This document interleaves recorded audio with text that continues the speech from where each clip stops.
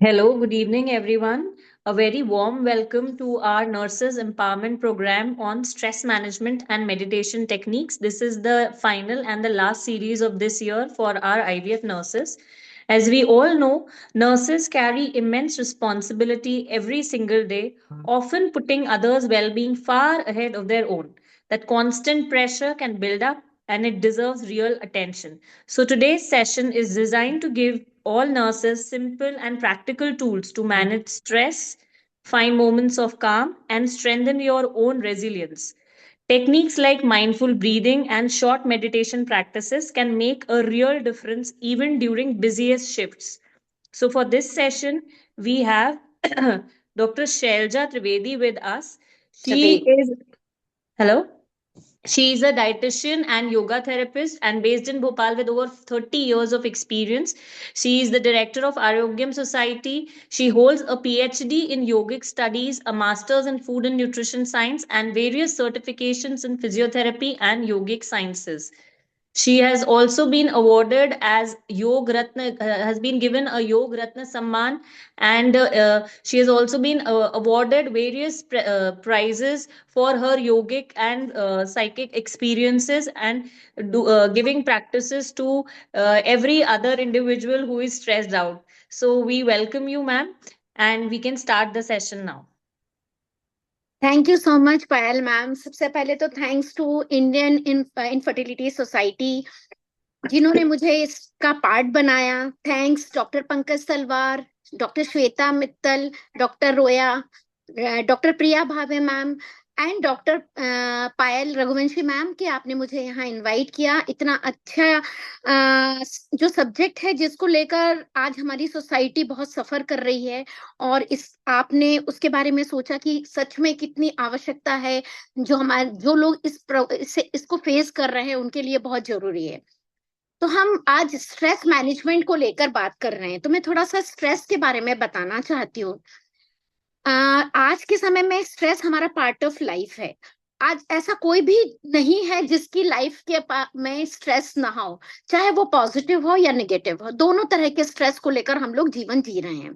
Stress को वैसे भी कहा जाता है एक मनोवैज्ञानिक की दृष्टि से कि जो भी व्यक्ति, प्रिय वस्तु, परिस्थिति, दुर्घटना, स्मृति, जो भी हमारी समस्याएं हैं जो हमारे नियंत्रण से बाहर हो जाए तो वह हमें स्ट्रेस देती हैं।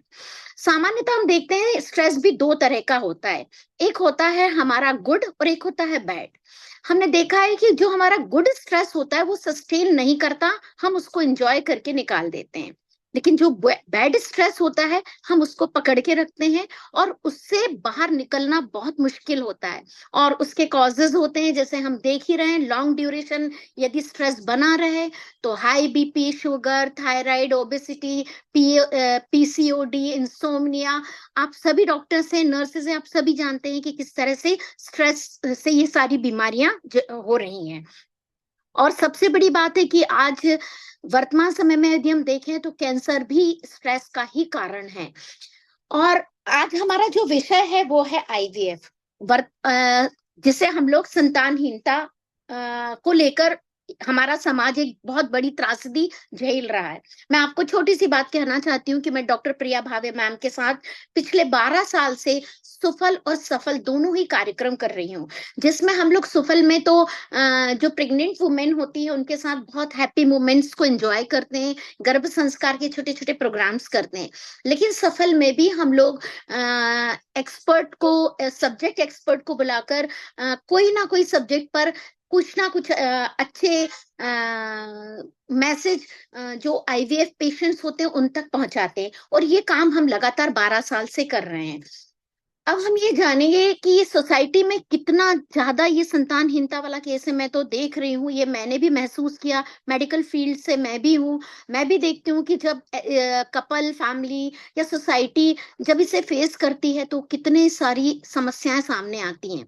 कारण वो हम सभी जानते हैं, लेट मैरिज होना, यदि मैरिज हो भी जाती है तो बेबी प्लान करने में बहुत सोचना, कैरियर ओरिएंटेड होना, हाईली आपका एम्बिशियस होना, फैमिली एडजस्टमेंट ना होना, रिस्पॉन्सिबिलिटी ना लेना, ये ढेर सारे emotional trauma, food habits, irregular life, ये सारे कॉजेज हैं।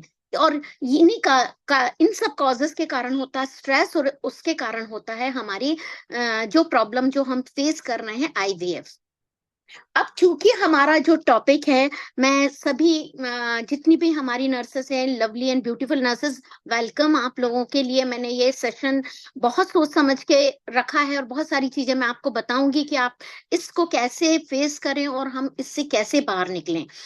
तो सबसे पहली चीजें होती है जो आईवीएफ नर्सेस के साथ, तो जो चैलेंजेस होते हैं वो होता है सबसे पहले कपल जब वो सामने आता है तो उनको कन्विंस कराना, फैमिली मेंबर्स को कन्विंस कराना, उनके पेशेंट्स के पूरे डिटेल्स रखना और उनके टच में रहना, फोन में, मैसेजेस पर, मेल पर आप लोगों को लगातार उनके टच में रहना पड़ता है। ट्रीटमेंट प्रोटोकॉल जो पूरा आपको बताना ही होता है, जिसको लेकर आप आगे तक बढ़ते हैं। ये सारी हमारी चीजें हम अपना ध्यान रख के ही करते हैं। फिर दूसरी बात आती है, यदि हम देखें तो जो हमारे पास पेशेंट आता है, नर्सेस को सबसे पहले उनको ये बताना होता है कि आपको आईवीएफ के दौरान किन किन चरणों से गुजरना पड़ेगा, और यदि आप इन चरणों से गुजरते हैं तो हम इसमें आगे बढ़ते हैं। पेशेंट का केयर करना वो भी आपका नर्सेस का बहुत बड़ी रिस्पॉन्सिबिलिटी होती है और बहुत पेशेंस का काम होता है। मेडिकल फॉलोअप लेना उनसे, जो पेशेंट होते हैं उनके साथ हम लंबे समय तक कार्य करते हैं तो जाने अनजाने में इमोशनली अटैचमेंट भी हो जाता है। ये सारी चीजों को आप फेस करते हैं। पेशेंट के साथ यदि आप देख रहे हैं कि उसकी स्थिति नहीं संभाल पा रहे हैं तो हम उनको आप लोग उसको सजेस्ट करते हैं कि आपको साइकोलॉजिस्ट से भी मिलना है। तो ये सारी व्यवस्थाएं एक नर्सेस को फेस करनी ही पड़ती है। दूसरी बात आती है, जब गांव और शहरीकरण को हम देखते हैं तो शहर में जो लोग रहते हैं वो थोड़े से अवेयर होते हैं, चीजों को समझते हैं, लेकिन यही बात यदि कोई गांव का व्यक्ति आपके सामने आता है तो उनको समझाना और समझना बहुत कठिन होता है, क्योंकि उनके सामने वित्त व्यवस्था भी आपको देखनी पड़ती है। जब वो पूछते हैं तो वो ये भी आपको बताना पड़ता है कि ट्रीटमेंट ऐसा महंगा भी जाता है, लंबे समय तक चलता है, आपको इसके साथ पेशेंस रखना पड़ेगा। सामने वाले व्यक्ति को आपको बहुत सारे ऑप्शंस बताने पड़ते हैं, गवर्नमेंट के भी और आपके अपने क्या क्या है वो सारे समझना पड़ता है। तो ये सारी बातें भी उनको फेस करनी पड़ती है, क्योंकि मैं भी डे टू डे लाइफ में मैम के साथ में जुड़ी हुई हूँ और मैं सुनती रहती हूँ, देखती भी हूँ, उनके केस भी करती हूँ, तो मुझे समझ में आता है कि कितना कठिन है पेरेंट्स को समझाना, कपल को समझाना, फैमिली मेंबर को बताना कि आप चिंता मत करिए, पॉजिटिव रहिए, पॉजिटिव रहेंगे, स्ट्रेस नहीं होगा तो हमारे रिजल्ट्स बहुत अच्छे आएंगे। ये बात तो बिल्कुल सही है कि हमें पॉजिटिव रहना बहुत जरूरी है। लेकिन आप नर्सेस के साथ सबसे बड़ी दिक्कत जब आती है कि हमारे पास यदि हमने ट्रीटमेंट किया और हमारा रिजल्ट पॉजिटिव आया तो डेफिनेटली हमारा हैप्पीनेस बढ़ेगा और हम खुश होकर बताएंगे। लेकिन जहां हमें नो बोलना पड़ता है और ये कहना पड़ता है कि नहीं, हमें सेकंड टाइम फिर से ट्राई करना पड़ेगा, तो ये ना केवल नर्सेस के लिए भी बहुत बड़ा चैलेंज होता है, बल्कि उनको भी फेस करना बहुत कठिन होता है, क्योंकि उन्हें समझाना कि नहीं अब हम नेक्स्ट टाइम जरूर ये सक्सेस हो जाएगा। तो इतनी सारी चीजें, उसमें sonography, blood test, semen test, जाने कितनी चरण होते हैं जिसमें आप लोग सभी फेस करते हैं। ये बात तो होती है हमारे चैलेंज की जो आप लोग डे टू डे लाइफ में कर ही रहे हैं। अब हम कुछ कारण जानना चाहते हैं जिसकी वजह से स्ट्रेस हो रहा है और उसे हम कैसे उसका सोल्यूशन कैसे निकालें। सबसे पहली चीज तो मैं देख रही हूँ कि ओवर वर्कलोड होता है, बिल्कुल सच बात है, लेकिन उसका हम कैसे समाधान करें। वर्कलोड को हम, उसके लिए सबसे पहले चीज है कि हम अपना प्लान कर लें। यदि हम अपना प्लान करके रात में ही सोते हैं कि हमें कल सुबह हॉस्पिटल में पहुंचने के बाद क्या क्या करना है, यदि हमने ये कर लिया कि हमारे लिए सबसे इंपॉर्टेंट प्रायोरिटी क्या है वो हम पहले देखें, उसके बाद में हम दूसरे काम को सेकेंडरी में रखेंगे तो हम उस काम को अच्छे से कर सकते हैं। समय का अभाव है, काम आपके पास समय उतना ही है, 10 से 12 घंटे उसमें आपको सब कुछ करना है। अब उस समय को हमें कैसे, टाइम का मैनेजमेंट बहुत इंपॉर्टेंट होता है। ये मैं आप लोगों के लिए बोल रही हूँ, क्योंकि सुबह की आप लोगों की शुरुआत सुबह 8 बजे से हो जाती है कि भागम दौड़ में आपको हॉस्पिटल में टाइम से पहुंचना भी होता है और अपने घर को भी मैनेज करना होता है हम फीमेल्स के साथ ऐसा नहीं होता है कि हम लोग निश्चिंत होकर अपने कपड़े पहने, नहा धोकर बाहर निकल जाएं। हमें अपने बच्चे, फैमिली सब कुछ देखना होता है। वो समय का अभाव को यदि हम थोड़ा सा मैनेज करें कि सुबह के टाइम पर अपनी आदत बनाए कि हमें उठना ही है, अपने वर्क जाने से पहले हमें 2 घंटे पहले उठकर अपनी समय को व्यवस्थित करना है, टाइम को मैनेज करना है। यदि हम ये करें तो हमारा स्ट्रेस लेवल काफी डाउन हो जाएगा, क्योंकि जब भी हम भागम दौड़ी करते हैं, घड़ी की तरफ देखते हैं और सोचते हैं कि अबे हमें हॉस्पिटल पहुंचना है, ऐसी स्थिति में पल्पिटेशन होना, बीपी का बढ़ना, स्ट्रेस, ये सारी चीजें कॉमन है और यही कारण होता है कि बीमार पड़ते हैं।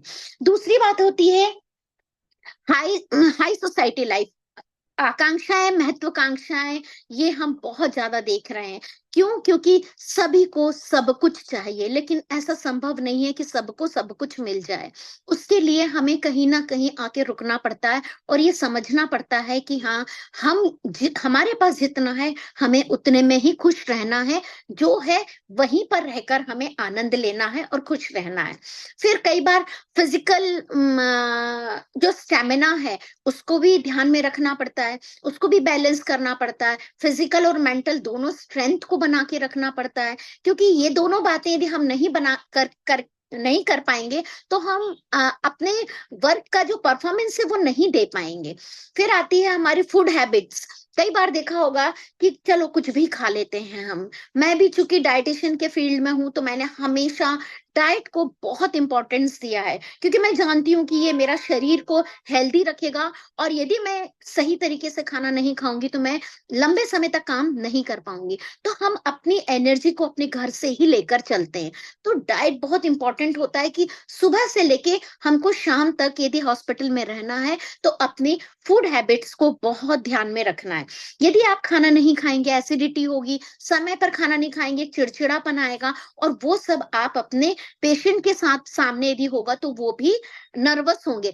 आपका हैप्पीनेस, आप स्वस्थ दिखेंगे, आप एक्टिव दिखेंगे तो डेफिनेटली जो हमारे आईवीएफ के पेशेंट्स आएंगे वो भी बहुत खुश होंगे। और वो सबसे पहली चीज आपको ही देखकर थोड़ा सा मोटिवेट होते हैं कि हाँ, हम आगे बढ़ सकते हैं। फिर आती है हमारी लाइफस्टाइल, जिसको हम लोग बोलते हैं नियमित दिनचर्या। ये ज्यादातर लोगों की बहुत खराब होती है, क्योंकि समय आजकल नहीं होता है। हम जब भी फ्री होते हैं तो सोचते हैं कि चलो थोड़ी देर मोबाइल तो देख ही लें। यदि मोबाइल देखने में क्या जाता है, आधा घंटा, लेकिन आप नहीं जानते वो स्क्रीन टाइम कब आधा घंटे से 1 घंटा और 1.5 घंटा हो जाता है, वो नहीं पता चलता है। और जब आप रात में स्क्रीन देखने के बाद सोते हैं तो जाने कितनी सारी इंफॉर्मेशन बैक ऑफ माइंड में लेकर सोते हैं। आप कभी भी एकदम फ्रेश मूड में कभी नहीं उठेंगे, क्योंकि आपने बहुत सारे इंफॉर्मेशन को लेकर सोए। आपको साउंड स्लीप सोना है, उसके लिए कम से कम मोबाइल 1 से 1.5 घंटे पहले बिल्कुल भी नहीं देखना है। और दूसरा, नियमित रूप से अपनी जीवन शैली को रेगुलर लाइफ बनाने के लिए हमें अर्ली मॉर्निंग उठना ही है, तभी हम अपने पूरे दिन को चैलेंज के साथ मैनेज कर पाएंगे। फिर हमारा आता है कि धन की अतिरिक्तता। सभी लोगों को पैसे की आवश्यकता होती है, ऐसा नहीं है कि पैसा किसी को नहीं चाहिए, लेकिन उस अतिरिक्तता की वजह से कई बार हम बहुत अच्छी अपॉर्चुनिटी खो देते हैं और उसमें स्ट्रेस ले लेते हैं। तो उसके लिए भी हमें पेशेंस रखना पड़ेगा। दूसरा, पेशेंस तो एक नर्स का तो सबसे पहला गुण होता है। ये तो आप लोग जब पढ़ते हैं तब आपको सिखाया ही जाता है कि आपको पेशेंट को डील करना है हर तरह के, तो आपके पास एक पेशेंस तो होना ही चाहिए। यदि ये कमी रही तो वो आपके लिए भी नुकसानदेह है और आप जिस पेशेंट को डील कर रहे हैं वो उनके लिए भी है। फिर आता है वर्क सेटिस्फेक्शन। मैं हमेशा एक ही बात सभी से कहती हूँ कि वर्क सेटिस्फेक्शन सबसे ज्यादा इंपॉर्टेंट होता है। हमने यदि नर्सिंग को चूज किया है, हम इस मार्ग में आगे बढ़ रहे हैं, इसमें हमने अपना कैरियर बनाया, तो डेफिनेटली कि ये हमारी चॉइस है। हम इसको खुश होकर करेंगे तो हम अच्छा परफॉर्मेंस दे पाएंगे, और जितना हम पॉजिटिव रहेंगे हमारी वाइब्स भी उतनी पॉजिटिव हमारे पेशेंट तक पहुंच पाएगी। तीसरा आता है कंसंट्रेशन लेवल। बहुत लोगों को देखा होगा कि वो बात करते हैं, कभी मोबाइल चेक करते हैं, कभी एकदम से बात करते करते किसी और की तरफ देखने लगते हैं। अटेंशन, आपको ये बहुत जरूरी है कि आप जिससे बात कर रहे हैं पूरी तरह से उसके तरफ आपको अटेंशन देना होगा। नहीं तो सामने वाला पेशेंट बोलेगा इनके पास इतना वक्त ही नहीं है कि ये हमारी बात को पूरी तरह से समझें। और यदि वो ऐसा सोचेगा या ऐसा उसके ऐसा सोचेगा और ये आगे बढ़ेगा कि वहां मैं इनके साथ कैसे काम करूं, ये तो मेरी बात ही नहीं सुनना चाहती है, आधी अधूरी बात है, तो कंसंट्रेशन लेवल हमारा बहुत जरूरी है। फिर आता है, बहुत लोगों को मैंने देखा है कि जॉब को स्विच करते हैं, बार बार जॉब स्विच करते हैं, ये भी स्ट्रेस का बहुत बड़ा कारण है। हमने देखा है कि जो लोग लंबे समय तक एक ही इंस्टीट्यूशन में काम करते हैं वो उसमें एक फैमिली मेंबर की तरह भी हो जाते हैं। और दूसरा, बहुत कंफर्ट जोन में होते हैं। क्यों? क्योंकि आप जब पुराने हो जाते हो तो आप अपने डॉक्टर्स के साथ, अपने कलीग के साथ बहुत कंफर्टेबल रहते हैं। तो ऐसे में आपके साथ में आपको बार बार स्ट्रेस जो जॉब स्विच करके नई जगह एडजस्टमेंट का है वो नहीं रहता। हम अपने इंस्टीट्यूशन के प्रति ईमानदार हैं, ऑनेस्टी से काम कर रहे हैं, डॉक्टर के साथ हमारा रिलेशन बहुत ऑनेस्ट है, हम उनके साथ अच्छे से रिपोर्ट कर रहे हैं, पेशेंट के साथ हम पेशेंट्स के साथ आगे बढ़ रहे हैं, तो डेफिनेटली मैं आपको बोल रही हूँ कि आपको स्ट्रेस नहीं होगा। क्यों? क्योंकि सबसे बड़ी चीज होती है ऑनेस्टी। यदि हम अपने वर्क प्लेस पर ऑनेस्ट हैं तो हम पूरा दिन बेहद खुश रहेंगे। जब हम वापस लौट कर आएंगे, थके हम चाहे जितने भी रहें, लेकिन अंदर से जो सेल्फ सेटिस्फेक्शन होता है ना, जिसको हम बोलते हैं कि हाँ आज हमने कुछ पाया या आज हम कुछ अच्छा करके आए हैं, हम अपने बातों से, अपने स्माइल से यदि किसी को खुश कर सकते हैं तो इससे बड़ी, मेरे ख्याल से इससे बड़ी कोई बात ही नहीं हो सकती। अब मैं आपको कुछ बातें बताना चाहती हूँ। ये तो मैंने आपको इसलिए बताया है कि इन सब की बातों का यदि आप ध्यान रखेंगे तो आपका स्ट्रेस लेवल काफी कम रहेगा। मैं चूंकि योग से हूं तो मैं आपको योग के 4 पिलर्स के बारे में बताना चाहती हूँ। इससे कोई भी अनभिज्ञ नहीं है, कोई भी ऐसा नहीं है कि योग को नहीं जानता है। योग के 4 पिलर्स होते हैं: फिजिकल, मेंटल, इमोशनल और स्पिरिचुअल। और ये चारों 4 पिलर्स बेहद इंपॉर्टेंट होते हैं। क्यों होते हैं? क्योंकि यदि हम आसन करते हैं, फिजिकल स्ट्रेंथ हमारे अंदर बनी रहती है। और हम जब रेगुलर, बहुत ज्यादा आपके पास समय नहीं है तो आप आधा घंटा ही करिए, लेकिन उस आधे घंटे का बहुत अच्छे से सही तरीके से उपयोग करिए। जैसे कि आपने थोड़ा वार्म अप करा, सूर्य नमस्कार किया। सूर्य नमस्कार करने के लिए ये आपका फिजिकल हुआ, तो इससे आपके अंदर बॉडी में स्ट्रेंथ आई। क्यों? क्योंकि हमारे अंदर स्ट्रेंथ नहीं होगी तो हम काम कैसे कर पाएंगे, हम कैसे 12 घंटे अपने आप को जस्टिफाइड कर पाएंगे कि हाँ हम एकदम एनर्जेटिक होकर काम कर रहे हैं। तो वो आपको फिजिकल स्ट्रेंथ, चाहे आप योग करें, जॉग करें, वॉक करें, आप यदि पिलाटे करते हैं, जिम जाते हैं, जो भी आपकी चॉइस है वो आप कर सकते हैं। लेकिन मैंने ये महसूस किया है कि जो लोग सूर्य नमस्कार नियमित रूप से करते हैं उनका एनर्जी लेवल काफी अच्छा होता है। और सबसे बड़ी बात है कि सूर्य नमस्कार करने से हमारे अंदर जो सकारात्मकता आती है, क्योंकि हमारे जितने भी सेंटर्स हैं वो बार बार स्टिमुलेट होते हैं तो एनर्जी हमारी चैनलाइज होती है। यही कारण है कि सूर्य नमस्कार को योग और व्यायाम के बीच में रखा गया है। आप यदि वेट को लेकर करना चाहते हैं तो बहुत फास्ट कर सकते हैं, जिसको हम लोग पावर योग सूर्य नमस्कार कहते हैं। और यदि आप मेंटल पीस के साथ करना चाहते हैं तो मंत्रों के साथ करिए। मंत्रों के साथ यदि आप सूर्य नमस्कार करते हैं तो आपके अंदर फिजिकल के साथ मेंटल स्ट्रेंथ आएगी। और मेंटल स्ट्रेंथ हमारे लिए बेहद जरूरी होती है फिजिकल के साथ में। फिर आता है हमारा मेंटल स्टेट को हम कैसे अच्छे रखें। ये बहुत जरूरी है कि हम नियमित रूप से प्राणायाम करें, थोड़ा सा ध्यान भी करें। क्यों? क्योंकि प्राणायाम करने से हम जो ब्रीदिंग को अपना कंट्रोल करते हैं तो बहुत सारी प्रॉब्लम्स तो यूं ही सॉल्व हो जाती है। क्यों? क्योंकि यदि हम प्राणायाम से श्वास प्रश्वास की प्रक्रिया कर रहे हैं तो ना केवल हमको मेंटल पीस मिलता है, बल्कि हमारे अंदर की नेगेटिविटी जो होती है वो निकल जाती है, नेगेटिव एनर्जी पूरी निकल जाती है।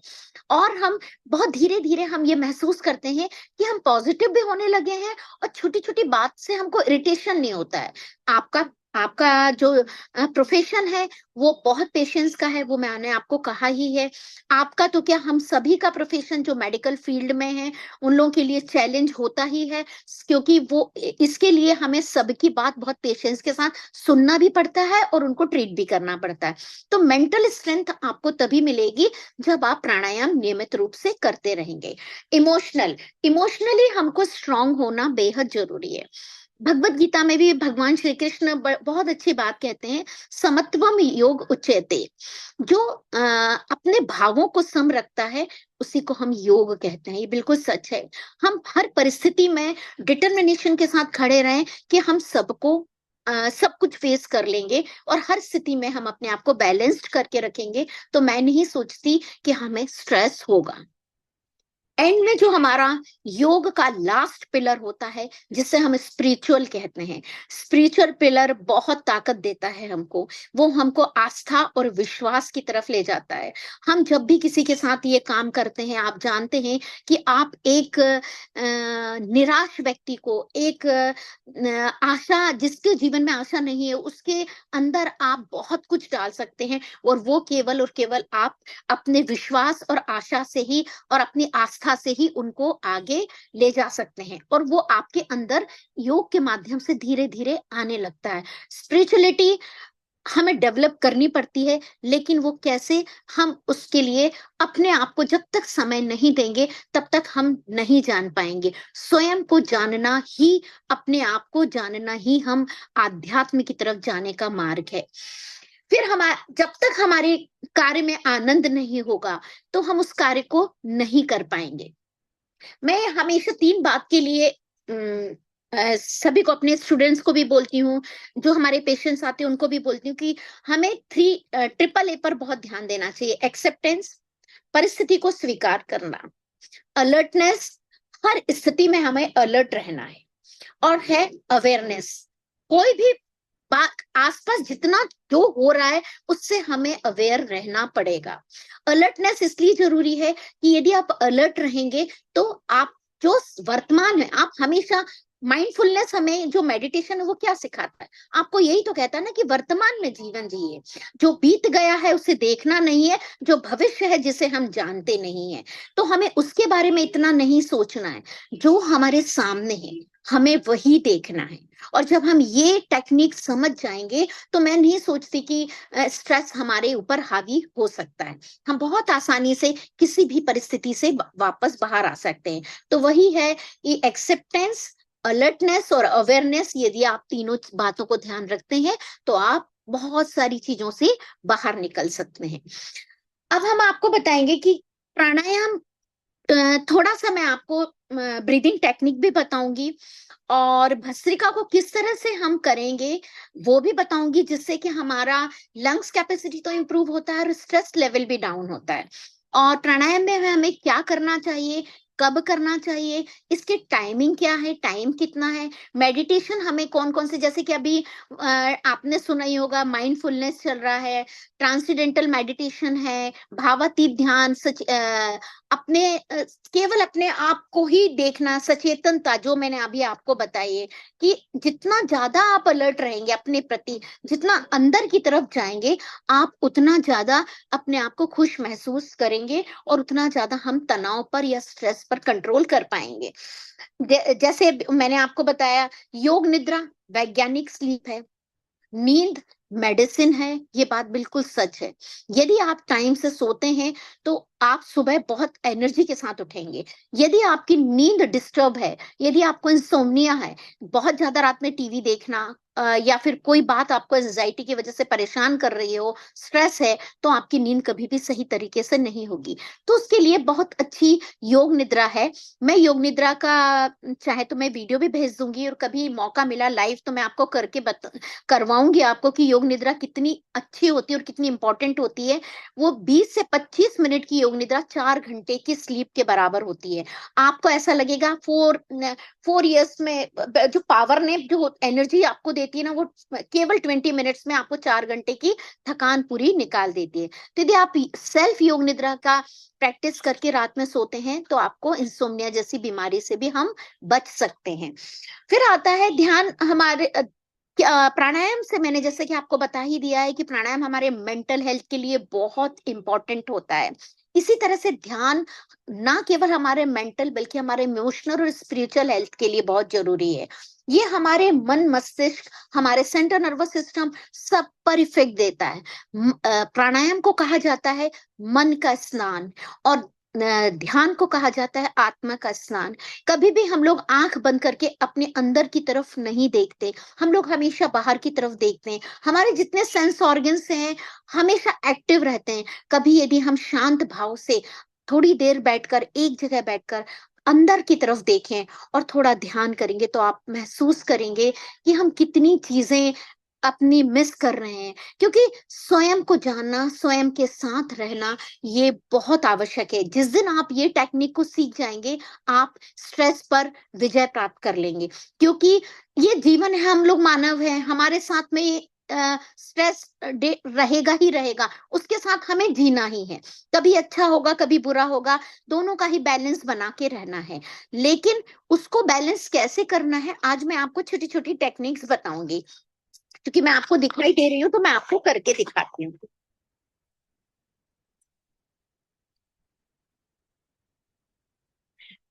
सभी लोग अपना बिल्कुल सीधा बैठ जाएं। स्ट्रेस बिल्कुल स्ट्रेट बैठना है, स्पाइन को सीधी रखना है।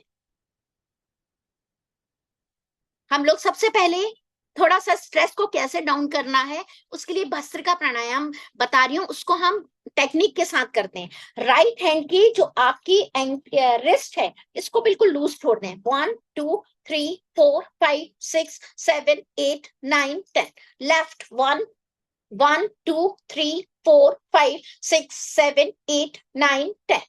both 1 2 3 4 5 6 7 8 9 10। इसको राइट साइड ले जाएंगे। 1 2 3 4 5 6 7 8 9 10। Left side 1 2 3 4 5 6 7 8 9 10। अप 1 2 3 4 5 6 7 8 9 10। अब ये मुट्ठी बांधकर हाथ को ऊपर ले जाना है और इनहेल करना है। और एक्सहेल करते समय इनहेल इनहेल। अब आपको इसी तरह से साइड में inhale inhale inhale, front inhale inhale inhale, side में इनहेल इनहेल इनहेल। इस तरह से ये आपकी टेक्निक है जो आपको ब्रीदिंग को एकदम रिलैक्स भी कर देगी और स्ट्रेस को एकदम छूमंतर कर देगी। फिर दूसरा हम प्राणायाम पर आते हैं। ये तो आपने भस्त्रिका करके अपने अंदर एनर्जी को लिया, अब हम प्राणायाम करेंगे। प्राणायाम करते समय हमेशा एक बात का ध्यान रखना है। प्राणायाम करते समय एक तो पेट भरा नहीं होना चाहिए। सुबह के टाइम, शाम के टाइम पर, या आप रात में सोने से पहले, यदि आपका डिनर जल्दी हो जाता है तो आप शाम को रात में सोने से पहले 9:30-10 बजे आराम से बेड पर बैठे बैठे भी ये टेक्निक्स कर सकते हैं जो मैं आज आपको सिखा रही हूँ। सबसे पहले हम डीप ब्रीदिंग करेंगे। प्राणायाम का जो बेसिक रूल होता है, जितना हम इनहेल करते हैं उसके डबल टाइम में हमें एक्सेल करना है। इनहेलेशन यदि हमारा 5 सेकेंड है तो हमारे 10 सेकेंड में हमें एक्सेल करना है। सबसे पहले हम डीप ब्रीदिंग करेंगे, उसके बाद में हम अनुलोम विलोम प्राणायाम करेंगे। दोनों हाथों को ज्ञान मुद्रा में रख लेंगे। प्राणायाम कराने के बाद में फिर मैं आपको छोटा सा एक मेडिटेशन भी कराऊंगी। सिर गर्दन पीठ को बिल्कुल सीधी रखें, आंखों को धीरे से बंद करें।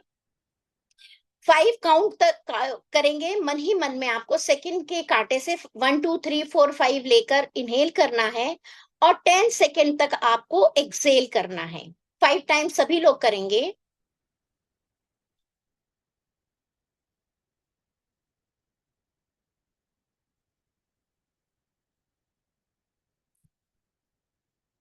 हो सकता है आपका 10 ना आए, आप 1:1 रेशियो में भी कर सकते हैं। 5 inhale 5 Excel.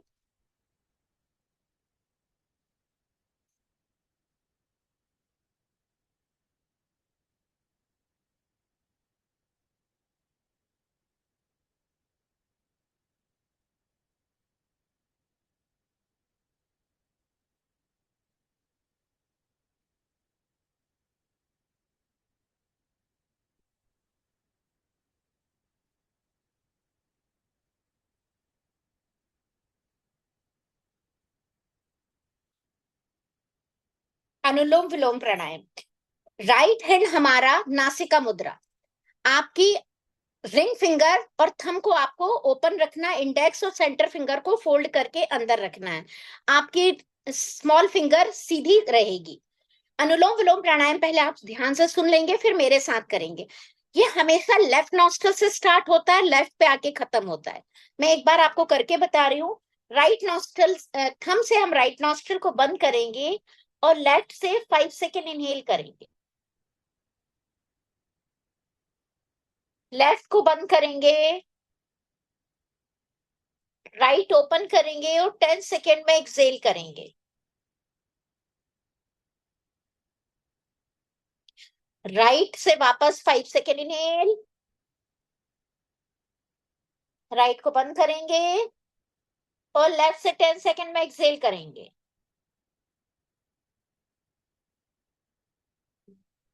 This is one round. Left से लिया, राइट से छोड़ा, राइट से लिया, लेफ्ट से छोड़ा। जब आप इसको कंटिन्यू करते हैं तो 10 नंबर आपका लेफ्ट पे आकर खत्म होना चाहिए, तब आपके 5 राउंड्स कहलाएंगे। इसको सभी लोग करेंगे। इसके बाद हम मेडिटेशन करें, भ्रामरी नाद के बाद फिर हम मेडिटेशन करेंगे। 10 टाइम्स करना है, 10 नंबर लेफ्ट पर आकर खत्म होगा।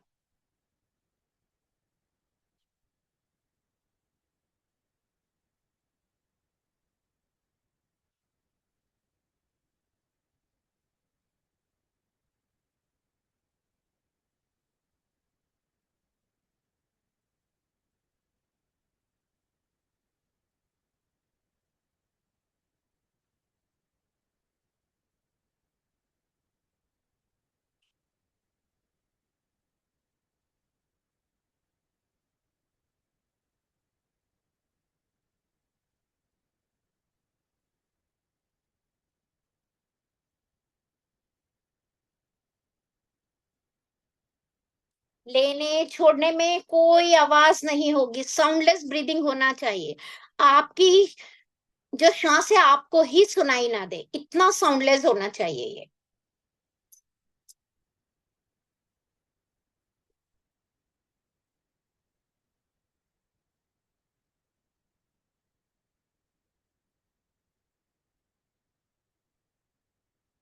मन को शांत, सिंपैथेटिक पैरासिम्पैथेटिक नर्वस सिस्टम को बैलेंस करता है ये प्राणायाम। जिनको नींद नहीं आती है उनके लिए ये रामबाण की तरह काम करता है।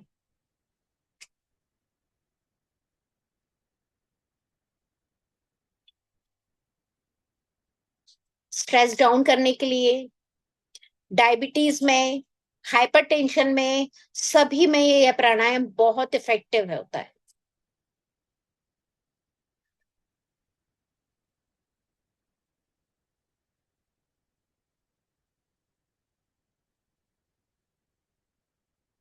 धीरे से वापस आके इंडेक्स फिंगर को कान में डालेंगे, भ्रामरी नाद। एल्बो सीधी होना चाहिए, थंब आपकी इंडेक्स फिंगर से कान को बंद करेंगे। श्वास लेंगे और मकार की ध्वनि के साथ आपको श्वास छोड़ना है।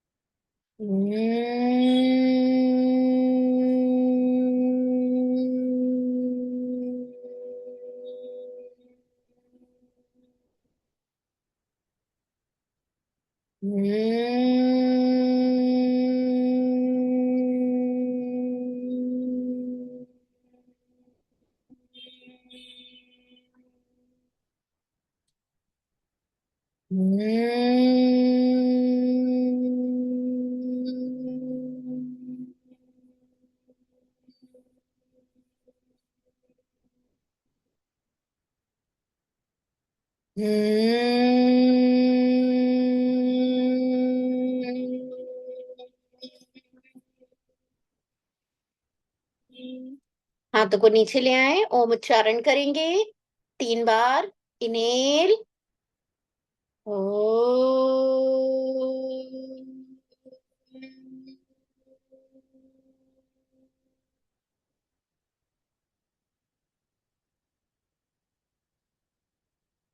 ओ,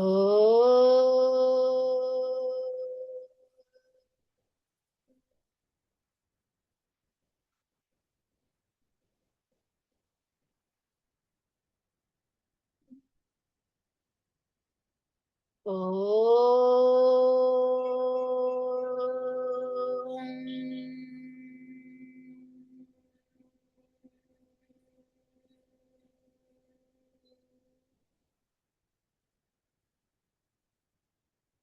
शांत, पूरा ध्यान अपने हार्ट और ब्रेन में होने वाले वाइब्रेशंस पर लगाएं।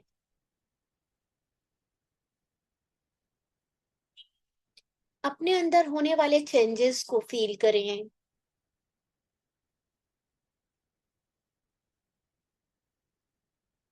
शरीर को हिलाना डुलाना नहीं है, स्पाइन को स्ट्रेट रखना है। हाथों को ज्ञान मुद्रा में, मन शांत।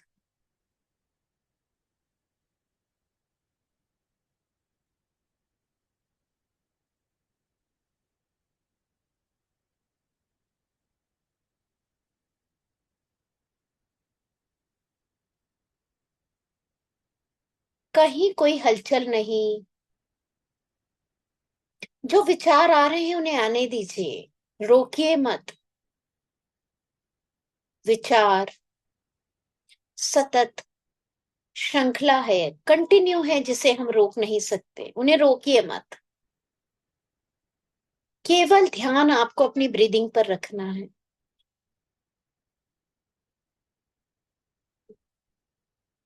साक्षी भाव, ऑनेस्टी से अपनी ब्रीदिंग को देखना है।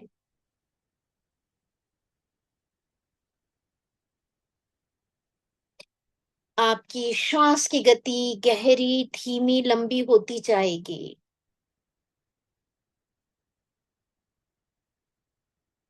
श्वास जितनी गहरी और लंबी होगी, मन उतना शांत होगा।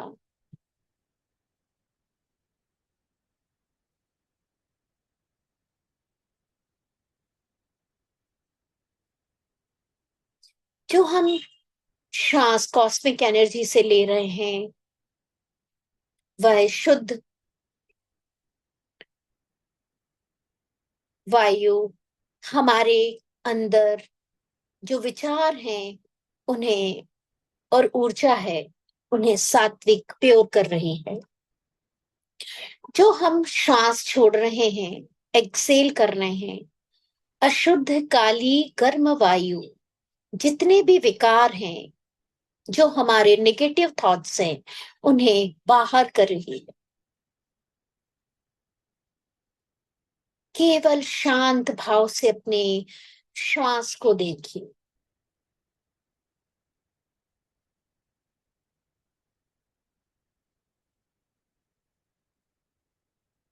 श्वास की एक ध्वनि होती है, सो हम, अजपा जप। जब हम इनहेल करते हैं तो एक आवाज आती है सो, जब हम एक्सेल करते हैं तो एक आवाज आती है हम। अपनी ब्रीथ नेवल पोर्शन से उठाएं, मणिपुर चक्र, नाभि केंद्र। श्वास को ऊपर आज्ञा चक्र तक ले जाना है, दोनों आईब्रो के बीच तक। एक आवाज के साथ जब आप इनहेल करते हैं तो आपको अंदर से आवाज आती है सो। जब आप एक्सेल करेंगे, आज्ञा चक्र से मणिपुर चक्र तक आवाज आएगी हम। केवल साक्षी भाव से श्वास की अंतर्नाद को सुनना है और महसूस करना है।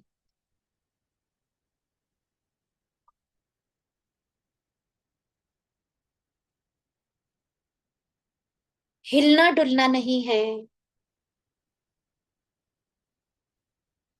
निद्रा तंद्रा महसूस होती है, सोना नहीं है।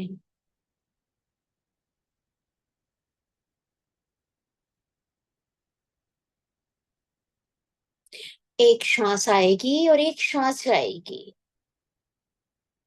अपनी श्वास के प्रति ऑनेस्ट बने रहिए।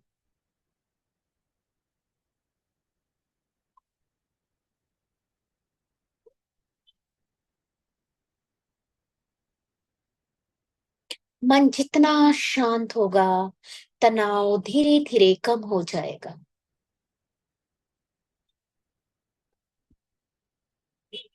अपने अंदर असीम शांति को महसूस करिए।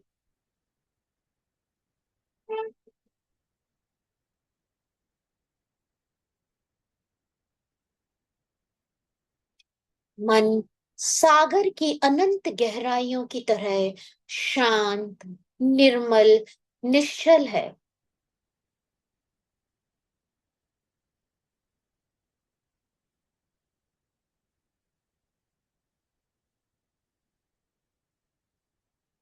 केवल श्वास की गति को देखिए, अंतर्नाद को सुनिए। ध्वनि है सोहम।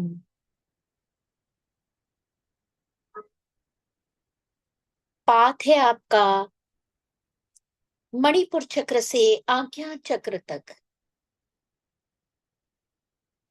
आज्ञा चक्र से मणिपुर चक्र तक।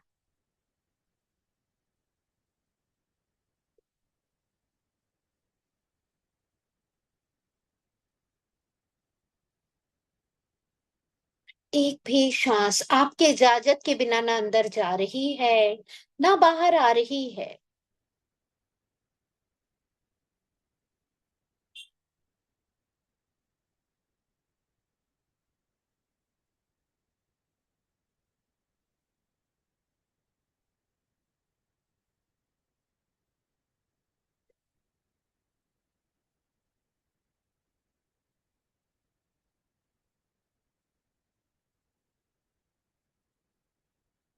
अंदर असीम शांति को महसूस करिए।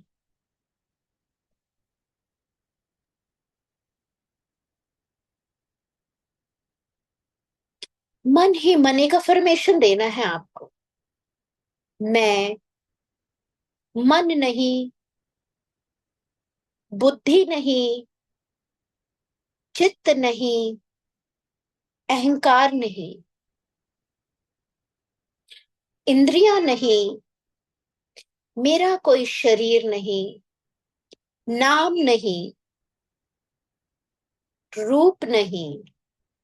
मैं एक विशुद्ध आत्म तत्व हूं।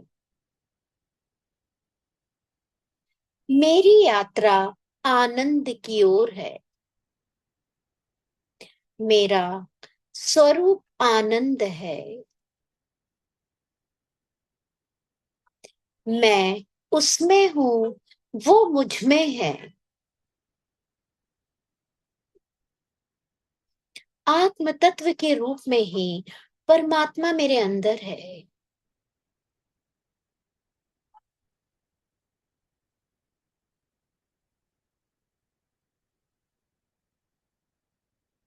मैं सदैव स्वस्थ रहूंगी, स्वस्थ रहना चाहती हूँ।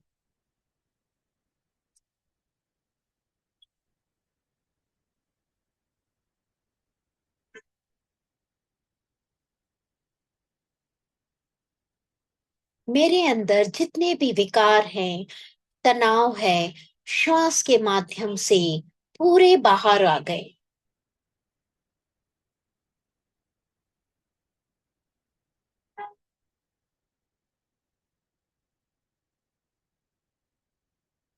अब अपना ध्यान अपने आसपास के वातावरण की तरफ ले आइए।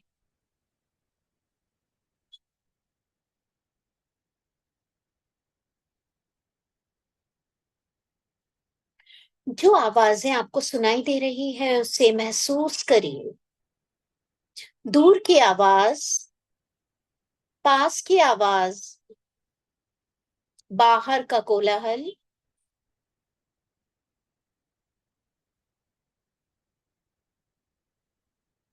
रूम की शांति,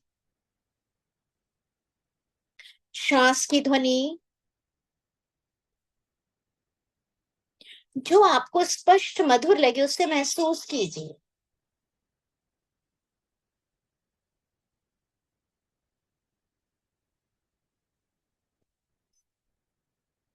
धीरे से ध्यान को वापस शरीर की तरफ ले आइए।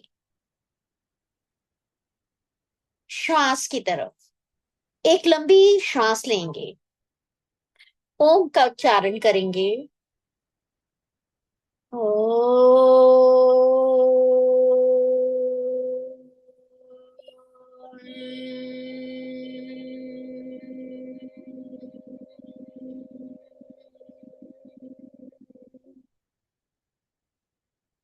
ओम सर्वे भवन्तु सुखिनः, सर्वे सन्तु निरामया, सर्वे भद्राणि पश्यन्तु, मा कश्चित् दुःखभाग् भवेत्। ओ शांति शांति शांति। हरि ओम। हरि ओम तत्सत। हरि ओम तत्सत। हरि ओम तत्सत। दोनों हथेलियों को आपस में रगड़ें, पैरों की उंगलियों में हल्का सा मूवमेंट दे, कंधों की हिलाएं डुलाएं, सिर को हिलाएं डुलाएं, हाथों को आपस में इतना रगड़िए, पामिंग करिए कि दोनों हथेलियों में गर्मी आ जाए। आंखों पे रख के धीरे से एक्सेल करेंगे। हल्का सा अपनी आईज को प्रेस करें, रिलैक्स करें, प्रेस करें, रिलैक्स करें। फिंगर्स को आई बॉल पर रख के क्लॉक में घुमाएं, एंटी क्लॉक। हल्का प्रेस करें, आईज को रिलैक्स करें, प्रेस करें, रिलैक्स करें। सेंटर फिंगर को अपने आईब्रोज के साइड में रख के प्रेस करें, रिलैक्स करें, प्रेस करें, रिलैक्स करें। आईब्रोज के बीच में रखें, आज्ञा चक्र पर प्रेस करें, रिलैक्स करें, प्रेस करें, रिलैक्स करें। जय श्री कृष्ण। आप सभी सुखी रहें, निरोगी रहें, ईश्वर सभी का कल्याण करे। Thank you Payal ma'am, thank you so much. आप लोगों को कैसा लगा? Thank you, Shailja ma'am. It was a very nice experience. आपका जो the lecture was very crystal clear, and जो meditation और pranayam techniques, breathing exercises आपने बताई, I think that will help our staff nurses very very much. And thank you for the lecture, ma'am. Thank you so And much. now I would like to thank the organizers, our president, Dr. Pankaj Talwar sir, our secretary, Dr. Shweta Mittal ma'am, and our chief coordinator, Dr. Priya Bhave ma'am. Thank you, ma'am and sir, for giving us the opportunity so that we can help our sisters, our nurses, which are the backbone of our healthcare system. Thank you Shailaja ma'am, मुझे बहुत अच्छा लगा और in fact मैंने भी वो exercises सीखी हैं because even doctors are stress these days. Yes ma'am, मैंने तो कहा कि डॉक्टर्स और नर्सेस के जो मैं तो देखती हूँ ना वहाँ प्रिया मैम को, आप लोग जो फेस करते हैं उसकी कल्पना नहीं कर की जा सकती, क्योंकि मैंने बहुत प्रोफेशन देखा, आपका प्रोफेशन सबसे ज्यादा चैलेंज का है। आप हम लोगों के लिए ईश्वर भी हैं और आप सब कुछ हैं, तो आप लोगों के लिए बहुत बड़ा थैंक यू सो मच कि आपने मुझे भी अपॉर्चुनिटी दी और इतने पेशेंस के साथ 1 घंटे आप लोग मेरे साथ रहे। Thank you so much ma'am. Most welcome ma'am. Thank you everyone for being with us. ठीक है मैम, लीव कर।